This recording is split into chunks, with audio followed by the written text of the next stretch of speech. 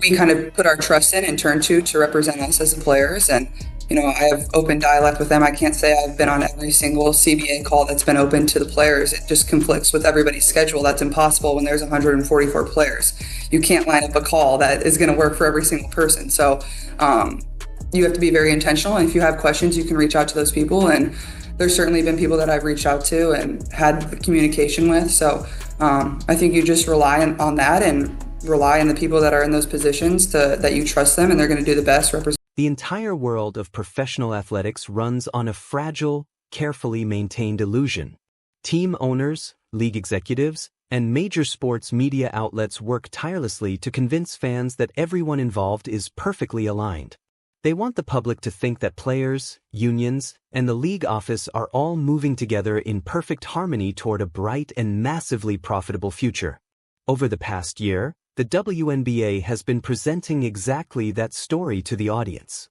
Fans have witnessed historic television ratings reaching new heights. They have watched arenas around the nation sell out night after night.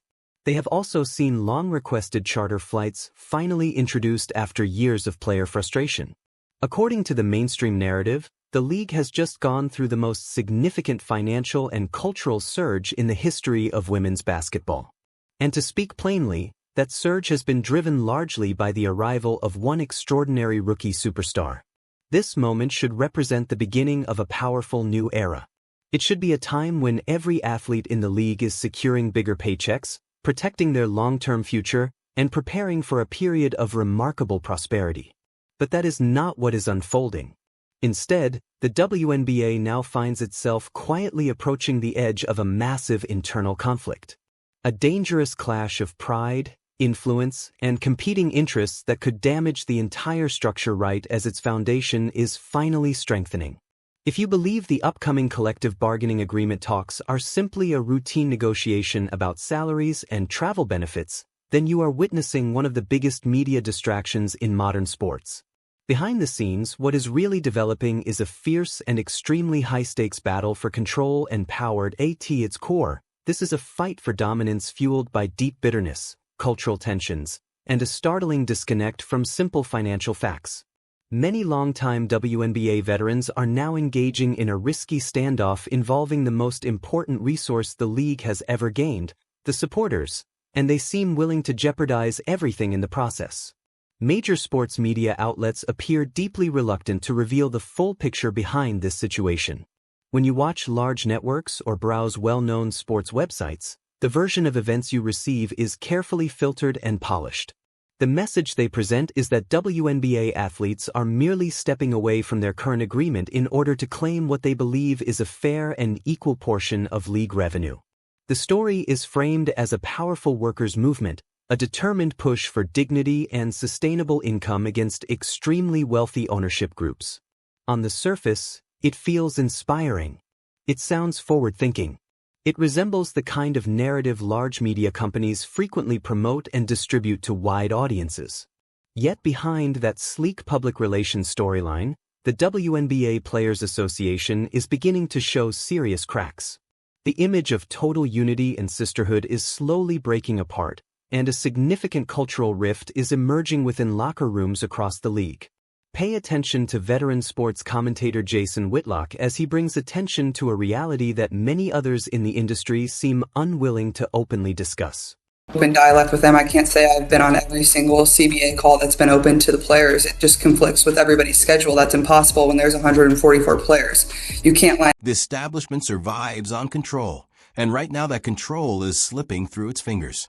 To understand why a luxury fashion partnership could ignite boardroom fury, you have to rewind to the exact night the tension first sparked, the WNBA draft. What was meant to be a routine welcome into the pros transformed into a global billboard moment. When Caitlin Clark stepped out onto the orange carpet, she wasn't wrapped in a predictable sports label or a safe designer gown. She arrived draped head to toe in custom Prada, sleek white satin, black leather slingbacks, and the unmistakable embroidered handbag that fashion insiders instantly recognized. Prada rarely aligns itself with draft nights. Its custom fittings are usually reserved for the Met Gala, the Oscars, and international fashion weeks. By choosing a rookie basketball player, The Italian house sent a thunderous message to the global market. The look, reportedly valued near $17,000, almost a quarter of her first-year league salary, sent search traffic soaring within minutes. It wasn't just a red carpet outfit. It was a strategic power move, proof that her influence stretched far beyond the three-point line.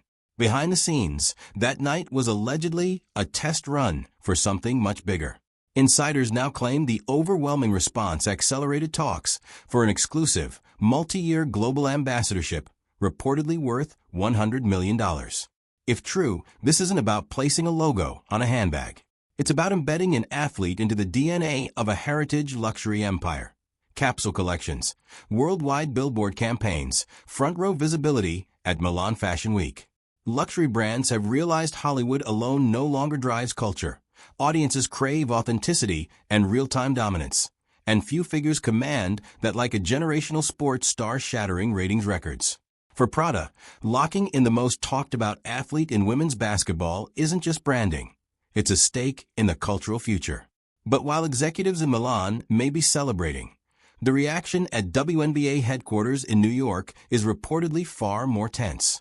Commissioner Cathy Engelbert has spent years carefully building a unified league identity, negotiating broadcast deals and sponsorships designed to elevate the WNBA shield above any one individual.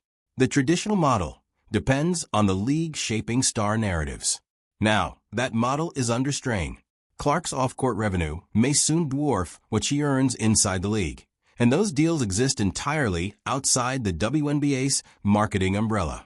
That means no control over brand alignments, no authority over appearances, and no share of the profits. The fear inside league offices is that their biggest draw is becoming financially independent to the point of being untouchable, potentially reducing the league to a secondary platform in her broader empire. And that anxiety isn't contained to executive suites. It's bleeding into locker rooms. Veterans who spent years grinding through overseas winters in Russia or Turkey to earn a living wage are watching a rookie command luxury houses without ever boarding a flight to a foreign league. Publicly, many celebrate the growth of the game. Privately, the tension is undeniable. Subtle media remarks, pointed podcast comments, defensive soundbites. Each reveals the strain of a generational shift. They laid the bricks of the foundation through years of sacrifice, and now they're watching someone else step directly into the penthouse. When one player is flying private to fashion capitals, while teammates navigate commercial delays and tight travel budgets, the balance changes. The power dynamic changes, and everyone from the boardroom to the bench can feel it. Numbers, so getting to play in just this World Cup qualifier obviously is a huge honor within itself, and I know getting to put on the jersey will be super special. And these are the teams I watched growing up. My favorite players played on these teams, so everybody knows what an honor it is to wear USA. We don't want to strike. We want a season. I love playing basketball. We want to do this as professionals. Pause right there. That is fundamentally the same core message Caitlin Clark expressed months earlier. A call for compromise, a warning that shutting things down damages the business, and a clear priority on keeping the product on the floor. Now you hear Paige Bucher's voicing a nearly identical philosophy. Avoid a work stoppage, protect the season, think long-term. So what followed? Where was the uproar? Where were the accusations about betrayal or fractured solidarity? Where were the sharp critiques from prominent WNBA commentators? This time, the volume dropped.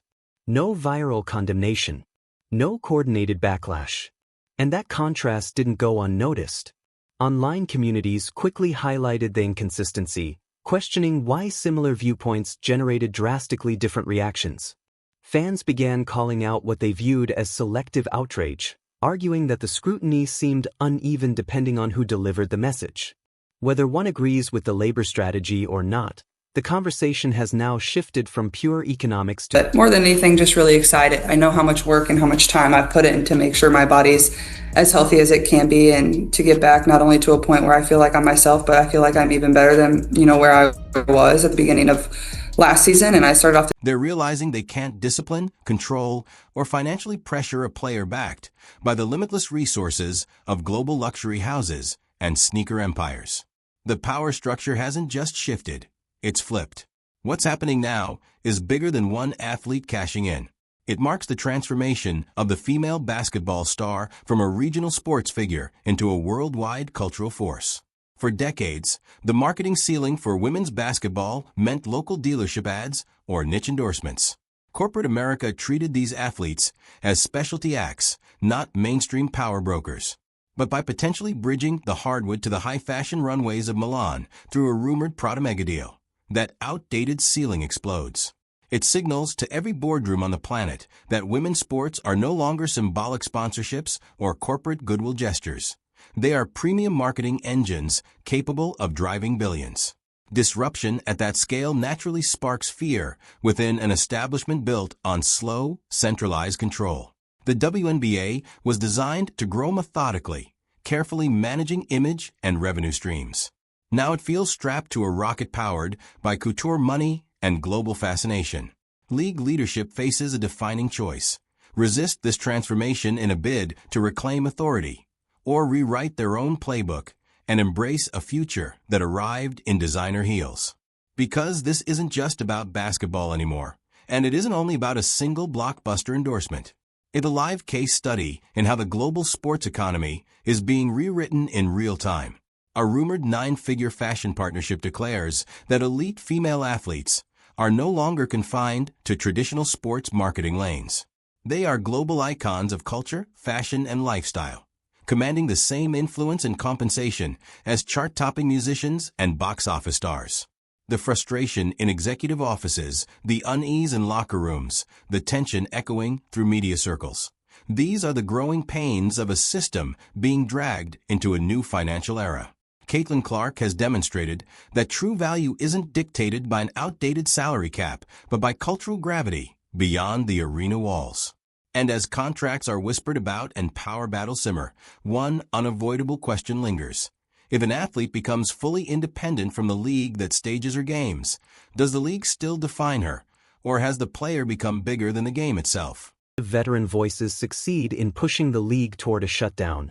And if a full season of Caitlin Clark's prime is taken away during that standoff, many fans will likely move on to something else without hesitation. And if that happens, the aftermath may not resemble the quiet pre-Clark years when the league survived largely through NBA support. Instead, the consequences could become far more severe. Broadcast partners could demand financial adjustments, frustrated ownership groups might reconsider their long-term investments, and struggling franchises could face uncertain futures. What should have been remembered as the most exciting season in WNBA history might instead become the final peak before a serious downturn. A moment of extraordinary growth undone internally by players unable to accept that the spotlight finally reached the league but focused on someone new. The countdown has already begun. The collision between competing power centers continues to intensify, while many mainstream outlets appear reluctant to explain the full picture of who is truly driving the conflict. The big question now remains unanswered. Will level-headed leadership step forward to protect the league's future, or will hardened veteran factions derail the greatest opportunity women's basketball has ever seen simply to defend their pride? I want to hear your perspective. Head down to the comments and share your thoughts.